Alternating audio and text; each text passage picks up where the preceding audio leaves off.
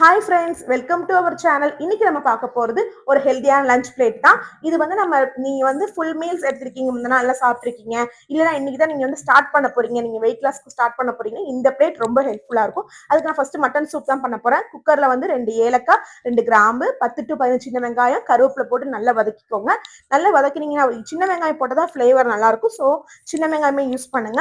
இது கூட கொஞ்சமா நீங்க வந்து மஞ்சப்பொடி மட்டும் போடணும். மஞ்சப்பொடி போட்டு நல்லா வதக்கிக்கோங்க. வதக்கிட்டு இதுக்கு வந்து மட்டன் வந்து நான் எலும்பு தான் எடுத்துருக்கேன். மட்டன் சூப்புக்கு எப்படி மட்டன் எலும்பு தான் எடுப்பாங்க, எல்லாருக்குமே தெரிஞ்ச விஷயம் தான். இது கூட ஒரு தக்காளி மட்டும் போட்டுக்கோங்க. போட்டுட்டு நல்லா வதக்கிக்கோங்க.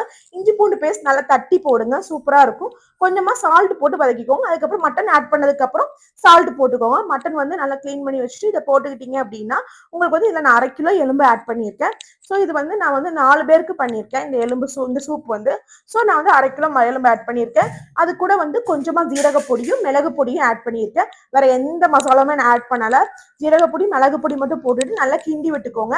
இது வந்து நான் வந்து இப்போ 1/2 கிலோ எலும்புக்கு வந்து நான் எவ்வளவு தண்ணி ஊத்துறேன் அப்படின்னா 600 ml to 700 ml தண்ணி ஊத்திக்கலாம். நல்லாவே இருக்கும். நமக்கு நல்லா கொதி வரும்போது நல்லா கொஞ்சம் தண்ணி சுண்ட காய்ச்சும், இன்னும் வத்திரும் உங்களுக்கு. ஸோ இது கூட வந்து தேவையான அளவு உப்பு பார்த்துக்கோங்க. தண்ணி ஆட் பண்ண அப்புறம் உப்பு பார்த்துக்கோங்க. இது கூட கொஞ்சமா நீங்க மிளகு பொடி போட்டு மூடி போடுங்க. இல்லைன்னா நீங்க இறக்குறதுக்கு அப்புறம் மிளகு பொடி போட்டுக்கலாம். கொஞ்சம் மல்லி இலை மட்டும் தூவி ஒரு 5 to 6 விசில் விட்டுருங்க. விட்டுட்டீங்க அப்படின்னா நல்லா உங்களுக்கு வந்து அந்த சூப் வந்து நல்லா ரெடி ஆயிரும். ஆற வச்சுட்டு நீங்க குடிச்சீங்கன்னா ஃபிளேவர் செமையா இருக்கும். இதுக்கு சைட் டிஷ்ஷா நான் வந்து வெண்டைக்காய் ஃப்ரையும் சேலட்டும் பண்றேன். ஃபர்ஸ்ட் வெண்டைக்காய் வரைக்கும் ஆயில் போட்டு கடுகு போட்டுட்டு சின்ன வெங்காயம் தான் இதுக்கும் யூஸ் பண்றேன்.